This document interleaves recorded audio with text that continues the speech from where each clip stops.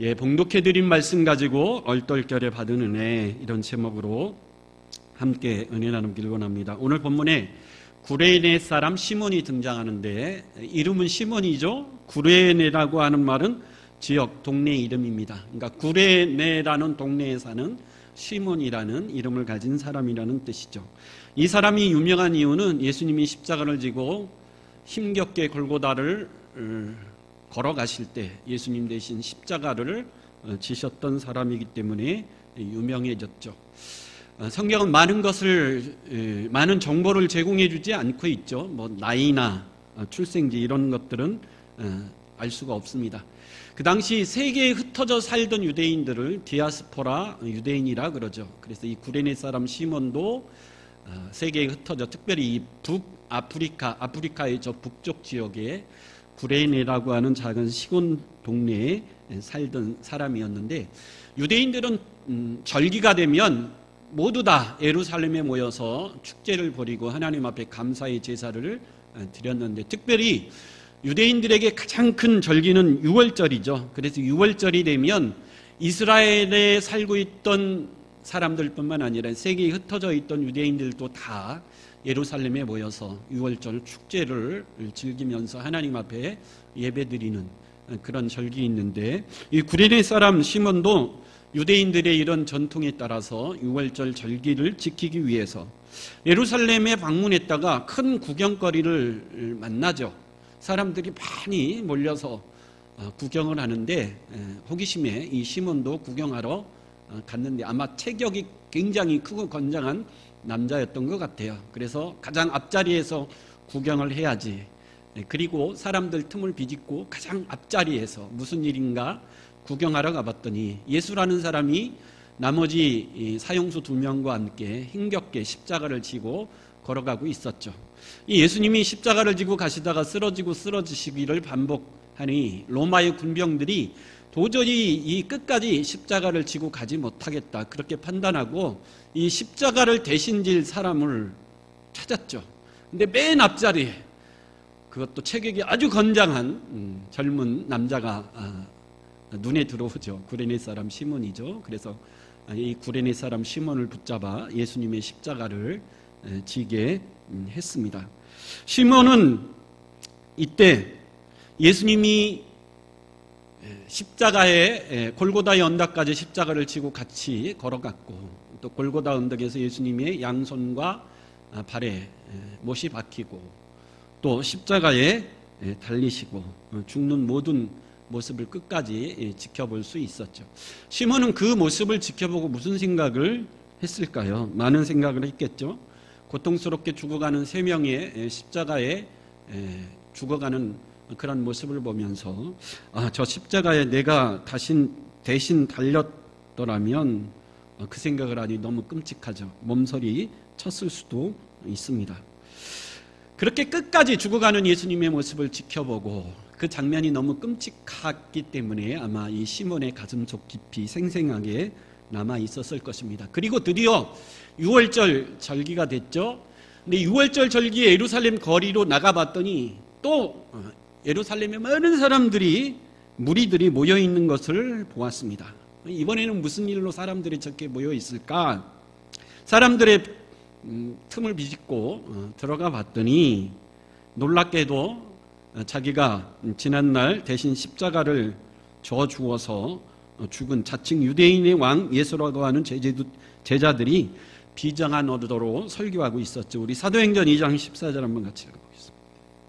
시작. 베드로가 11 사도와 함께 서서 소리를 높여 이르되, 유대인들과 예루살렘에 사는 모든 사람들아, 이 일을 너희에게 알게 할 것이니 내 말에 귀를 기울이라. 예수의 11 제자들이 베드로를 중심으로 예루살렘 거리에 서서 소리 높여 많은 사람들에게 외치니 수많은 사람들이 그 이야기를 들으려고 몰려 들었던 거죠. 그 중에 대표로 베드로가 소리를 높여 외칩니다. 사도행전 2장 36절에 보면, 그런즉 이스라엘 온 집은 확실히 알지니 너희가 십자가에 못 박은 이 예수를 하나님이 저와 그리스도가 되게 하셨느니라. 예수 그리스도를 유대인 너희들이 십자가 못 박아 죽였다라는 거죠. 그러나 우리 하나님이 그 예수를 주와 그리스도가 되게 하셨다. 베드로가 이렇게 소리 높여 외쳤습니다. 이 베드로의 설교를 듣고 많은 유대인들이 마음에 찔렸다 그러죠. 사도행전 2장 37절에 그들이 이 말을 듣고 마음에 찔려 베드로와 다른 사도들에게 물어 이르되 형제들아 우리가 어찌할꼬 하거늘. 유대인들이 베드로의 이 말을 듣고 마음에 찔림과 동요가 있는 것을 보고 베드로가 더 소리 외쳐 부르짖었죠. 사도행전 2장 38절 베드로가 이르되 너희가 회개하여 각각 예수 그리스도의 이름으로 세례를 받고 죄사함을 받으라. 그리하면 성령을 선물로 받으리라. 사도행전 2장 41절에 보면 베드로의 이 설교를 듣고 그날에 3,000명의 사람들이 세례를 받고 예수를 믿었다. 성경은 그렇게 기록하고 있습니다. 놀라운 부흥이라고 할 수 있겠죠.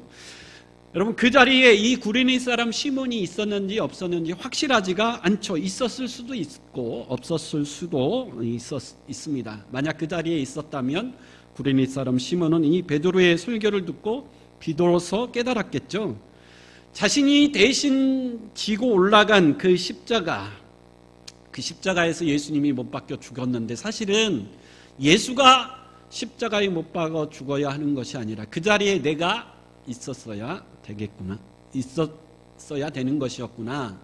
내 죄로 인하여 내가 저 끔찍한 십자가에 못 박아 죽어야 되는데 예수라는 저 사람이 나를 대신해서 내 죄를 대신해서 십자가에 죽었다라는 것을 비로소 깨달았겠죠. 그래서 그 십자가의 놀라운 은혜, 그 십자가의 놀라운 사랑, 그것이 얼마나 크고 놀라운 것인가를 비로소 깨달았겠죠. 왜 이렇게 생각하냐면 이 구레네 사람 시몬이 나중에 예수를 믿어 그리스도인이 되었기 때문입니다. 물론 다른 장소, 다른 계기에서 그리스도인이 되었을 수도 있지만 이 구레네 사람 시몬이 초창기에 예수를 믿었다면 오순절 성령 강림 이후에 사도들이 나가서 복음을 전했을 때 그것을 듣고 그리스도인이 되었다. 그렇게 추측할 수 있다라는 거죠.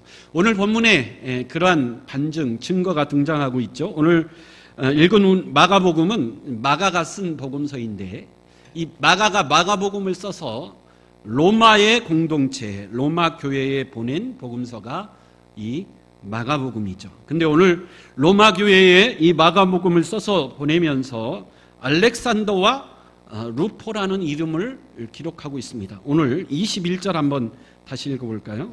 21절 시작. 마침 알렉산더와 루포의 아버지인 구레네 사람 시몬이 시골로부터 와서 지나가는데 그들이 그를 억지로 같이 가게 하여 예수를 십자가에 지우고.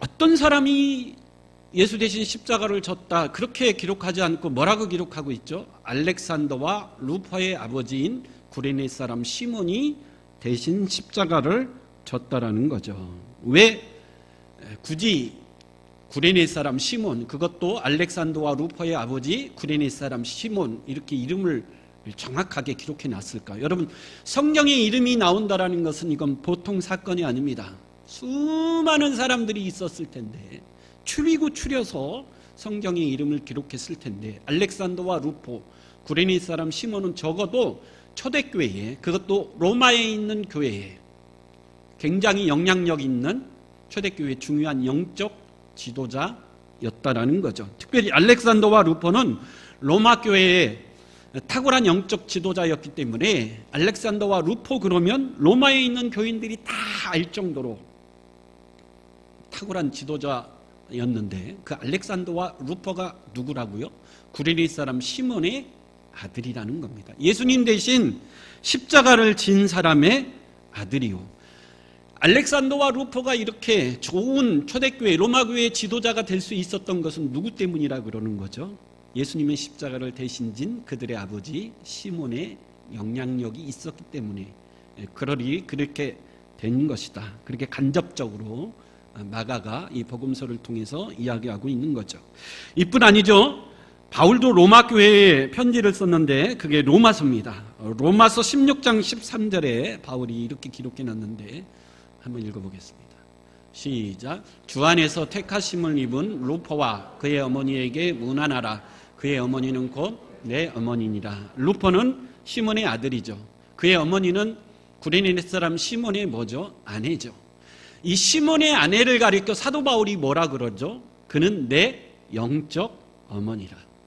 그러니까 바울이 영적 어머니라고 표현할 만큼 이 시몬의 아내는 아주 중요한 믿음의 여인이 되었다라는 거죠. 그래서 이 시몬의 가족 모두는 사도 바울의 복음의 동력자요, 좋은 협력자요, 초대교회의 아주 중요한 영적 지도자가 되었다라는 거죠. 그렇게 그의 가족이 모두가 다 하나님 안에서 탁월하게 쓰임받을 수 있었던 요인, 이유를 뭐라고 진단하는 거죠?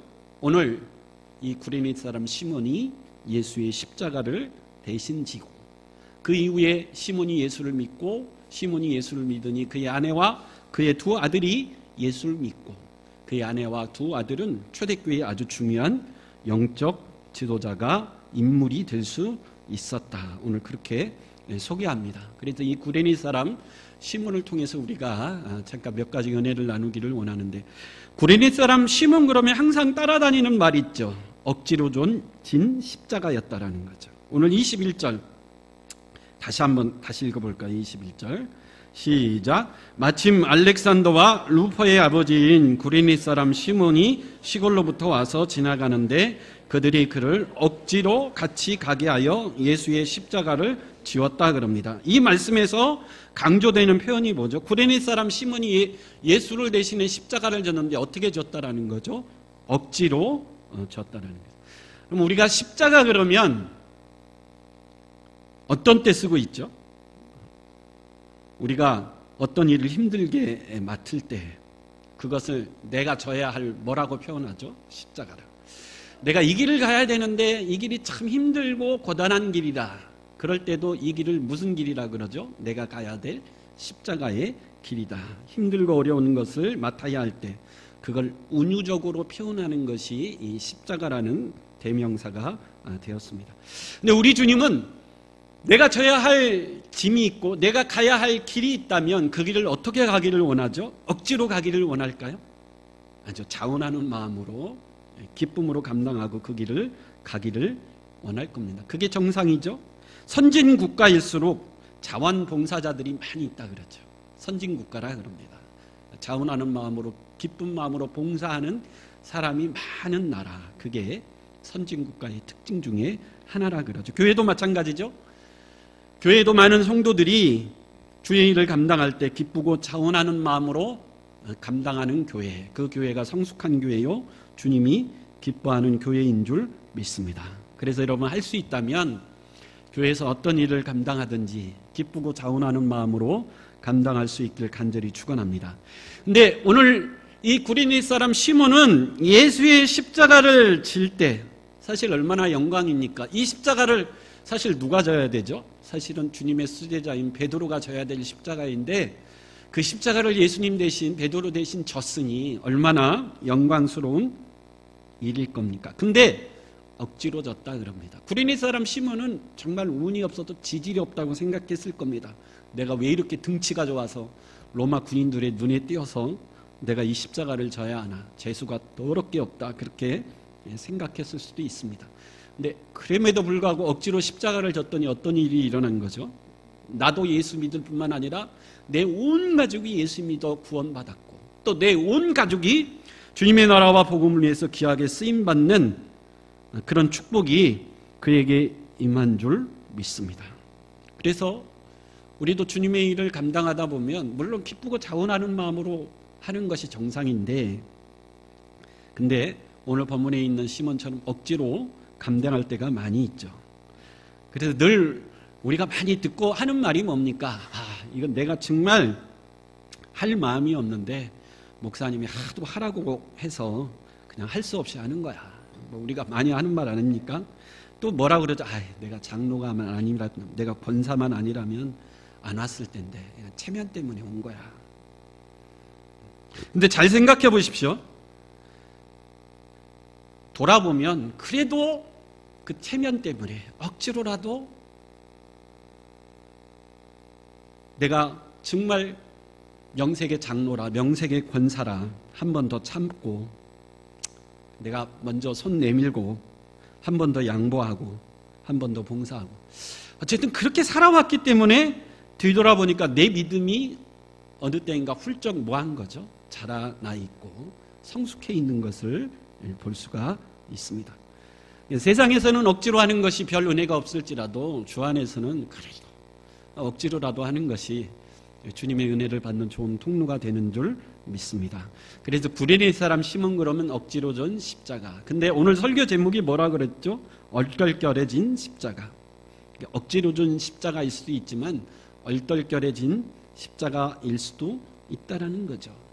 구경하러 왔는데 얼떨결에 로마 군인이 십자가 져라 그래서 얼떨결에 십자가를 졌다라는 거죠. 얼떨결에 여러분 사명 감당할 때가 있습니다. 평소에 그렇게 여전도에 안 나가다가 하도 오라고 그래서 끌고 가서 여전도에 갔더니 하필 그때가 총회하는 날이라 얼떨결에 회장되고 임원 맡을 수도 있습니다. 또 얼떨결에 구역장을 맡을 수도 있다라는 거죠. 미국에 한 대학생이 있었어요. 그 대학이 미션 스쿨이기 때문에 모든 학생들이 반강제적으로 채플 예배에 참석해야 됩니다. 그렇지 않으면 졸업을 할 수가 없으니까. 그래서 학생들이 항상 채플 예배를 드릴 때마다 툴툴거리고 비아냥거리죠. 기독교가 꼭 이렇게 억지로 예배를 드리게 해야 되나. 채플 시간이 되어서 그렇게 툴툴거리며 학생들이 예배를 드리러 왔습니다. 예배를 드리는 목사님이 열정적으로 설교를 하고 맨 마지막에 여러분 예수를 믿기 원하는 사람, 예수님을 만나기 원하는 사람은 앞으로 나와 주십시오. 그랬더니 한 사람도 안 나오는 거죠. 그때 학생들이 뒤에서 낄낄거리며 놀리는 투로 어느 학생을 툭 치면서 그렇게 얘기했다 그러죠. 야, 예수가 너를 부르나 보다. 빨리 나가봐. 혹시 알아? 장학금 줄지. 근데 이 학생이 다른 말에는 마음이 안 꽂혔는데 무슨 말에 꽂힌 거죠? 장학금 준다는 말에 얼떨결에 나갔습니다. 그래서 목사님이 학생 예수를 믿겠노라. 그래서 혹시 장학금 줄지 모른다 그러니까 예수를 믿겠습니다. 영접하겠습니다. 얼떨결에 대답을 했어요. 근데 이 사람이 누구냐면 인도 선교의 아버지 89, 90살 가까이 죽을 때까지 인도에서 복음을 전했던 그 유명한 스탠리 존스 선교사였다라는 거죠. 얼떨결에 나갔는데 인도의 선교의 아버지라고 불릴 만큼 하나님에게 귀하게 쓰임받는 선교사가 되었다라는 거죠. 이 스탠리 존스가 인도에서 복음을 전할 때 이런 유명한 예화가 있다 그러죠. 이슬람 교도의 한 청년이 이 선교사님에게 와서 물어봤다 그래요. 우리는 당신네 기독교인이 못 가진 아주 귀한 것 하나를 가지고 있어. 뭘 가지고 있냐 그랬더니 이슬람 청년이 말하기를 우리 이슬람은 사우디아라비아에 가면 메카에 마호메트의 시신이 들어있는 무덤이 있다. 그 무덤에는 정말 마호메트의 시신이 있다. 그래서 우리 이슬람의 교주 마호메트는 역사상 실제로 존재한 인물이라는 것이 증명이 되는데 당신네 기독교는 예수의 빈 무덤밖에 있지 않냐. 시체가 없기 때문에 예수가 실제 존재했는지 안 했는지 어떻게 알 수 있냐. 그렇게 얘기를 하더라는 거죠. 그때 이 스탠리 존스 선교사님이 대답한 유명한 말이 있죠. 그것이 우리 기독교와 당신 이슬람의 근본적인 차이다. 예수님은 부활하셨기 때문에 무덤 안에 계시지 않고 그 빈 무덤은 우리의 자랑 아니라. 그렇게 대답을 했다라는 거죠. 그럼 어쨌든 하나님께서는 우연으로 보이는 사건을 통해서 얼떨결에 우리를 부르실 때가 있다라는 거죠. 사명의식이라는 것이 굉장히 중요합니다. 하나님이 나를 부르셨다. 이 확신이 있어야지 그 길을 가는 동안에 힘들고 어려워도 끝까지 갈 수 있는 거죠. 하나님이 나를 부르셨고 하나님이 이 일을 나에게 맡기셨다는 그 사명의식이 확실해야 죽어도 끝까지 그 길을 갈 수가 있는 겁니다. 그래서 하나님이 나를 정말 부르셨는가, 하나님이 이 일을 정말 나를 이렇게 맡기셨는가를 확인하는 것이 중요한데, 근데 얼떨결에 예수를 믿고 얼떨결에 사명을 맡을지라도 하나님은 그것을 통해 귀하게 사용하신다라는 겁니다. 제가 고등학교 1학년이 딱 됐는데 당시 중고등부 회장이 고3 누나였는데 이제 졸업하는 거죠. 졸업을 하면서 갑자기 나한테 회장을 하라고 그래요? 아니 2학년 선배, 3학년 선배도 많은데 왜 1학년인 나한테 회장하라고 그러냐? 물론 이제 투표로 뽑아야 되는데 그 누님이 이제 반강제적으로 나보고 하라는 거예요. 나는 못한다. 선배들이 이렇게 많은데. 많은 건 아니에요. 몇 사람이 있었어. 근데 그 누님이 아니야. 너밖에 없어. 네가 꼭 해야 돼. 이건 하나님의 뜻이야. 내가 기도해 봤더니 너 보고 하래. 반강제적으로 시키는 거예요. 근데 여러분 회장을 하면 다 좋은데 문제가 뭐냐면 회장이 사회를 보는데 묵도할 때 뭘 해야 되죠? 종치고 기도로 이제 예배를 시작하는데 식기도도 제대로 안 하고 살아왔는데 어떻게 예배 시간에 기도하고 예배를 그게 제일 숙제였어요. 그래서 회장을 하기는 했는데 제일 무거운 십자가가 뭐죠? 예배 시간에 기도해서 시작하는 거예요. 일주일 내내 이게 너무 스트레스인 거예요. 그래서 기도문을 썼다 지우고 하여튼 기도의 십자가가 제일 무거웠는데 근데 더 중요한 것은 어쨌든 중고등부를 부흥시켜야 되잖아요. 한 20여 명 안 될 정도로 모였는데 부흥을 시켜야 되겠다. 전도를 해야 되겠다. 그래서 성경책 하나 들고 동네 다 뭐 아는 아저씨들 집집마다 전도하러 가서 집에 가면은 너 왜 왔냐 그래. 전도하러 왔어요. 그랬더니 저쪽 방에 있어. 가봐. 그러면 그쪽 방에 가서 교회 나오라고. 그냥 무식하게 전도를 했습니다. 전도할 때 보면 별의별 질문을 다 하죠. 뭐 세종대왕이 천국 갔냐 지옥 갔냐 그런 질문을 하고 왜 제사를 못 드리게 하냐 뭐 너희는 부모도 하여튼 별별 질문을 다 해요. 제가 뭐 압니까? 그냥 지금은 이해가 안 되고 안 믿어져도 일단 나와봐. 믿으면 다 이해되고 믿어져. 나와봐. 그랬더니 한 1년 지났을 때 한 50명 60명 정도로 크게 부흥했던 적이 있습니다. 여러분 내가 만약에 회장이 되고 싶어서 기도하고 준비하고 했으면 이렇게까지 부흥이 됐을까? 그러면 얼떨결에 억지로 하라고 해서 했는데 어쨌든 결과가 너무 좋았죠.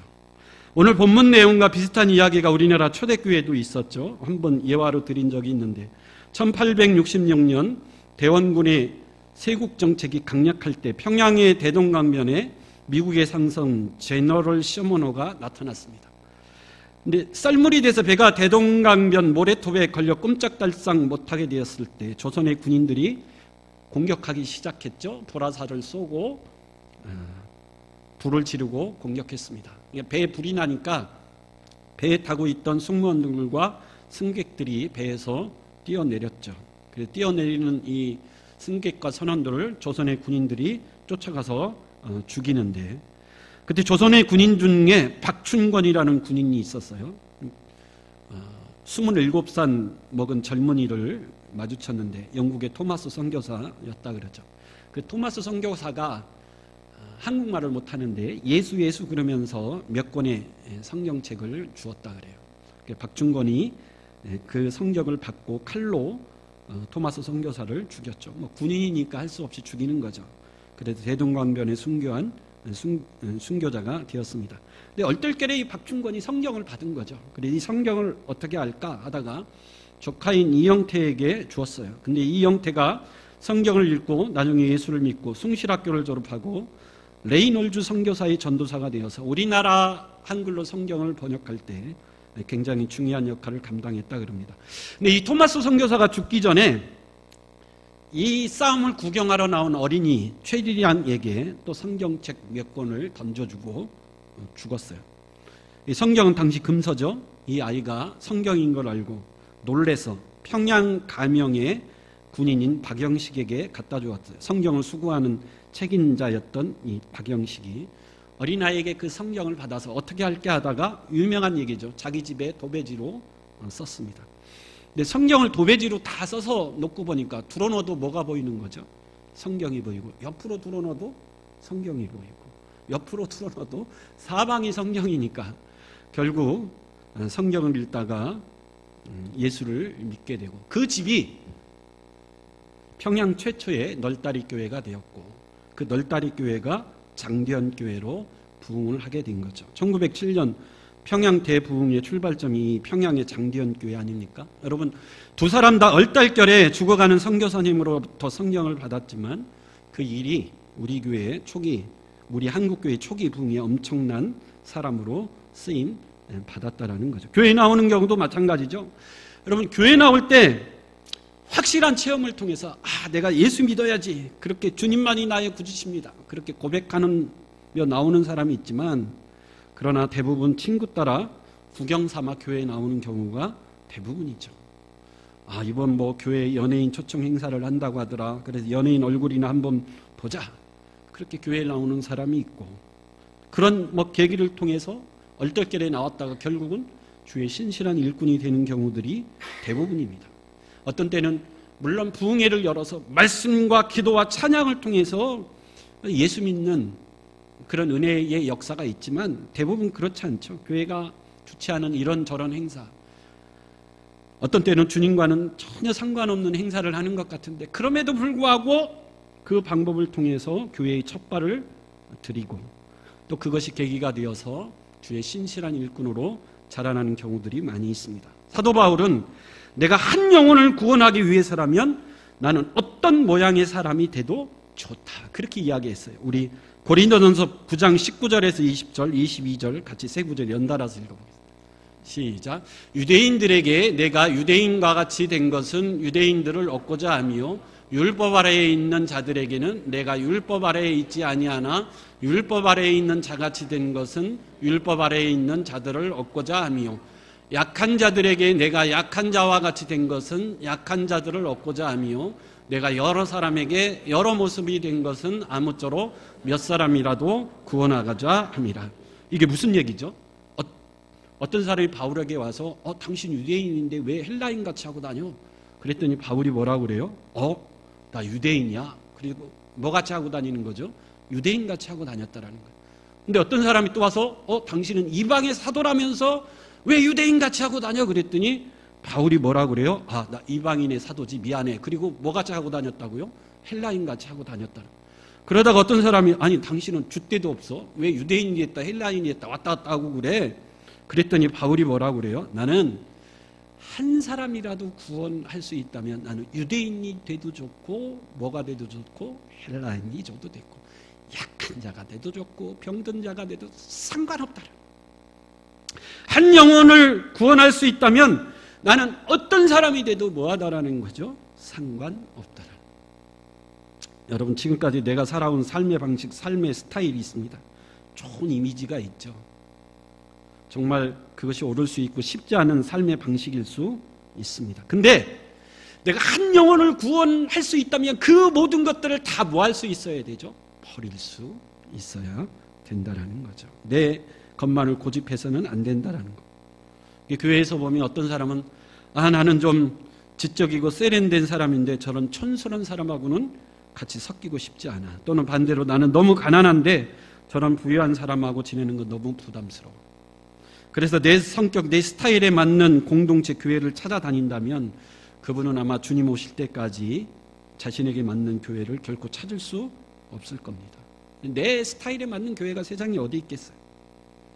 여러분, 내가 가지고 있는 이미지, 내 스타일이 아무리 좋아도 한 영혼을 구원할 수 있다면 그것을 과감하게 뭐 할 수 있어야 되죠? 버릴 수 있어야 된다라는 거죠.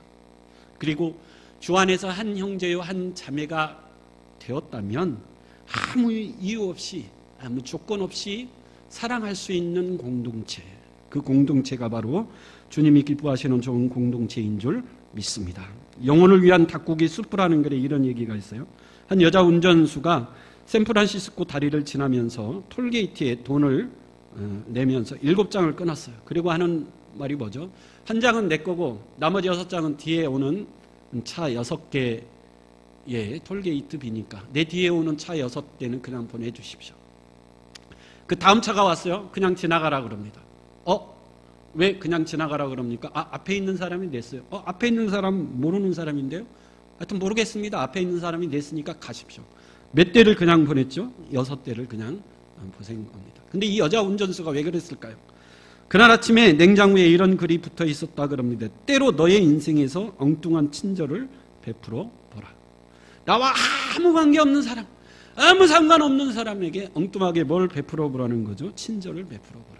그러면 그 친절을 받은 사람은 그 친절 때문에 하루 종일 기분이 좋을 것이다. 여러분, 우리가 아는 사람, 내가 좋아하는 사람에게 친절을 베푸는 일 익숙하죠. 우리 교회, 우리 가족, 특별히 내 마음에 맞는 사람. 그러나 그런 사람들에게 친절과 사랑을 베푸는 것도 중요하지만 나와 아무 관계없는 사람, 내 마음에 안 드는 사람일지라도 사랑을 베풀 수 있는 그런 좋은 우리 믿음의 공동체가 될 수 있기를 간절히 축원합니다. 그렇게 해야 하는 이유가 뭐죠? 어찌하든지 한 영혼이라도 주께 뭐 하고 싶어서요? 인도하고 싶은 마음 때문에 그래 보라는 겁니다. 여러분, 비아 돌로소사, 십자가의 길이죠, 라틴어로. 얼떨결에 구레네 사람 시몬은 예수의 십자가를 졌지만 예수를 만났습니다. 그 누구보다도 십자가에 못 박히신 예수를 가까이 지켜볼 수 있었습니다. 학자들은 예수의 십자가만 대신 지었을 뿐만 아니라 예수를 끌어안고 부축하며 끝까지 갔다, 그렇게 이야기합니다. 아마 예수의 피가 그에게 묻었을 수도 있습니다. 누구보다도 생생하게 예수의 고난과 예수의 십자가를 현장에서 목격하고 체험한 사람이 될 수 있었죠. 그 일을 통해서 십자가가 얼마나 무서운 거고, 십자가가 얼마나 잔인하고, 십자가가 얼마나 고통스러운 것인가를 누구보다도 생생하게 체험했습니다. 그리고 원래는 이 십자가에 내가 달려야 되는구나. 근데 나를 대신해서 우리 주님이 대신 십자가에 달리셨구나. 그 십자가의 사랑이 얼마나 큰 것인가를 나중에 깨달았죠. 그리고 이제는 주님이 위해서, 나를 위해서 십자가를 졌다면 이제는 내가 주를 위해서 뭘 져야 되겠다? 십자가를 져야 되겠다. 그래서 그와 그의 온 가족이 십자가를 지는 위대한 사명의 길을 걸어간 것을 볼 수가 있습니다. 여러분, 억지로 얼떨결에 십자가를 질 수가 있습니다. 왜 하필 나일까? 왜 하필 나에게 시킬까? 왜 하필 내가 해야 되지? 그런 생각이 많이 들 때도 있을 겁니다. 그러나 주님은 그 일을 통해서 십자가의 사랑이 얼마나 큰 사랑인가를 우리 마음속에 부어주시는 좋은 은혜의 통로가 될 줄 믿습니다. 그래서 억지로지만 그 일을 통해서 생생하게 하나님의 놀라운 은혜와 사랑을 깨닫고, 이제는 주님이 나를 위해서 십자가를 졌으니 이제는 내가, 우리 가족이 주님을 위해서 십자가를 지는 사람이 돼야 되겠다. 언젠가는 그렇게 결단하는, 언젠가는 그렇게 성숙한 하나님의 사람으로 우리를 인도하실 줄 믿습니다. 그래서 그때는 이 시몬과 그의 가정처럼 주님이 나를 대신했던 십자가를 이제는 내가 가지고 묵묵히 끝까지 주를 위해 그 길을 걸어갈 수 있는 신실한 주의 일꾼들이 될 수 있길 간절히 축원합니다.